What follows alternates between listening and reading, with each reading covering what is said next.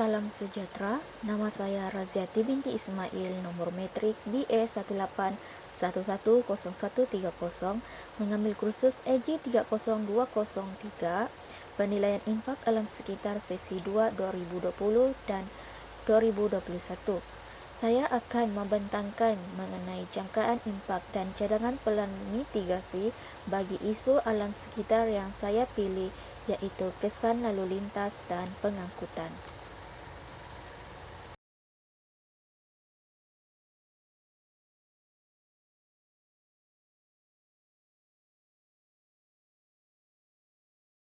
Jangkaan impak yang pertama bagi kesan lalu lintas dan pengangkutan adalah kesesakan lalu lintas.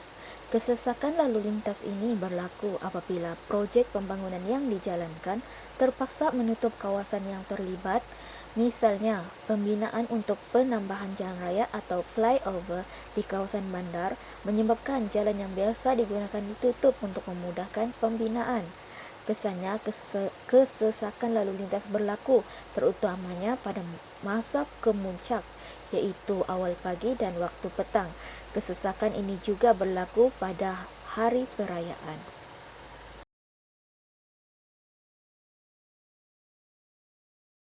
Jangkaan impak yang kedua adalah kerosakan jalan raya. Kerosakan jalan raya ini berlaku apabila jentera berat melalui jalan raya untuk menghantar atau mengalihkan peralatan untuk pembinaan projek.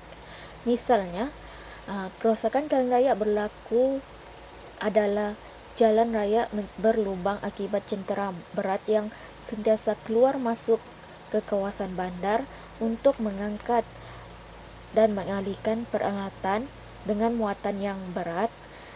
Hal ini boleh mengakibatkan kemalangan atau kerosakan kepada kenderaan pengguna jalan raya.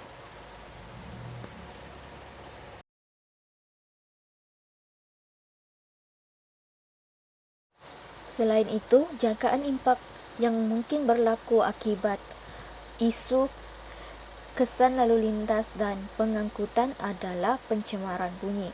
Pencemaran bunyi ini berlaku semasa projek dijalankan. Pencemaran bunyi ini merupakan salah satu pencemaran yang kurang diberi perhatian berbanding pencemaran air dan udara. Namun, pencemaran bunyi ini sangat mengganggu masyarakat setempat yang mempunyai projek pembinaan, terutamanya pembinaan jalan raya di kawasan tempat tinggal yang terdekat. Pencemaran bunyi ini boleh berlaku disebabkan bunyi jentera atau mesin yang besar seperti mesin gerudi.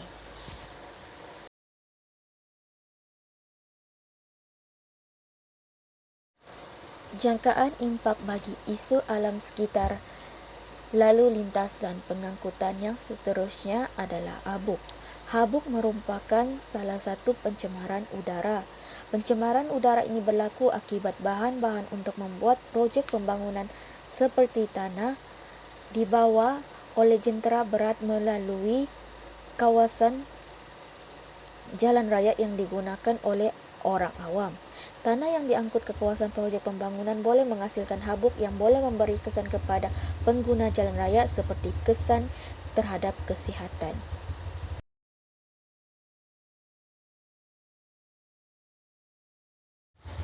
Seterusnya, saya akan masuk kepada bahagian cadangan pelan mitigasi.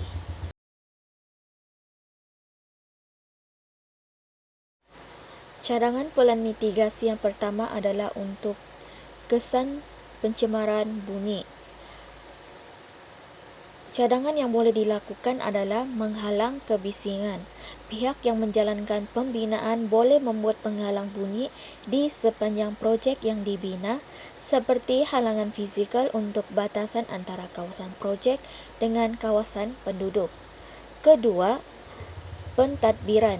Pihak bertanggungjawab menjalankan projek hendaklah merancang aktiviti kerja tanah dengan menitik beratkan toleransi kebisingan seperti waktu menghadkan waktu beroperasi.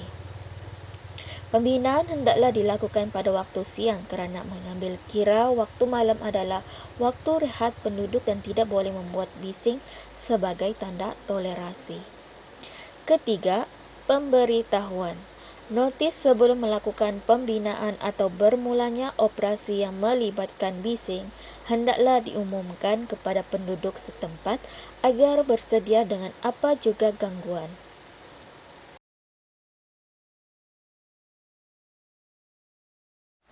Cadangan pelan mitigasi yang kedua adalah bagi isu kesesakan lalu lintas. Untuk mengawal kesesakan lalu lintas akibat pembinaan jalan raya yang meliputi aspek seperti waktu operasi, kawalan lalu lintas, peruntukan tanda lalu lintas dan pematuhan had laju. Pertama, pelan tapak lalu lintas. Merancang dan membina akses untuk kekal ke tapak projek termasuk semua kerja jalan, penanda jalanan dan papan tanda. Merancang dan membina jalanan raya serta tempat meletak kenderaan dalam kawasan projek untuk kemudahan pekerja. Kedua, kawalan akses. Mendapatkan persetujuan terlebih dahulu daripada pemilik tanah persendirian dan jabatan tanah ukur sebelum menggunakan akses jalan raya untuk pembinaan. Persimpangan jalan raya juga hendaklah dibina untuk sementara supaya memudahkan pengguna jalan raya yang lain. Ketiga, kawalan pengangkutan. Memastikan setiap pengguna jalan raya menghadkan kelajuan semasa melalui kawasan pembinaan projek untuk tujuan keselamatan. Menyediakan jadual pengangkutan bahan pembinaan projek dengan mengambil kira keadaan lalu lintas puncak dan risiko kemalangan.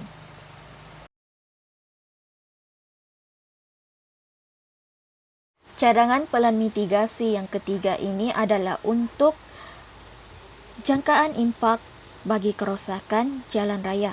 Kerosakan jalan raya yang disebabkan oleh jentera berat hendaklah dibaiki untuk mengelakkan risiko kemalangan jalan raya kepada pengguna jalan raya yang lain.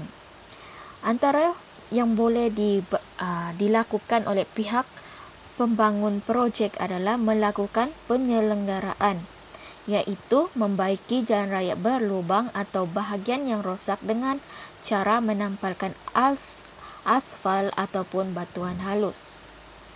Kedua, meletakkan papan tanda.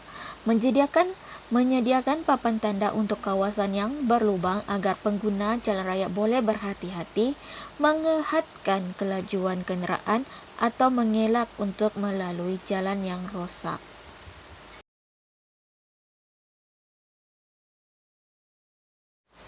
Akhir sekali, cadangan pelan mitigasi bagi jangkaan impak mengawal habuk. Habuk yang terhasil akibat pembinaan projek jalan raya menyebabkan pencemaran udara. Oleh itu, beberapa pelan mitigasi yang boleh dilakukan untuk mengawal habuk ini, iaitu menyediakan kemudahan mencuci roda untuk tujuan mengelakkan kotoran di kawasan projek. Keadaan ini juga membantu jentera yang mengangkut bahan binaan membawa kotoran seperti tanah ke luar kawasan pembinaan. Kedua, menyiram air hendaklah dilakukan sepanjang perjalanan jentera berat projek untuk memastikan kawasan persekitaran lembab dan mengurangkan habuk.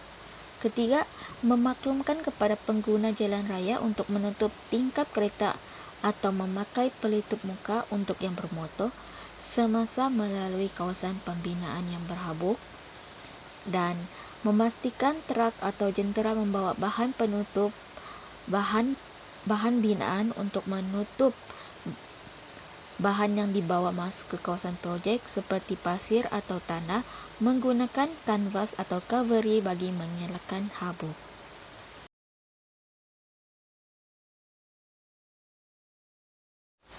Baiklah, untuk yang terakhir, kesimpulan.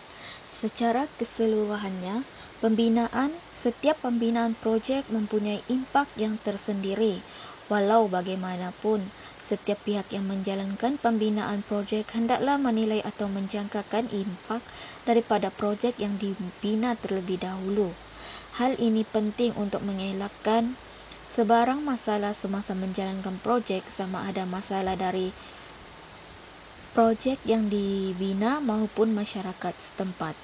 Oleh itu, Penyediaan jangkaan impak perlu dilaksanakan supaya dapat melakukan cadangan pelan mitigasi untuk mengatasi impak-impak pembinaan projek.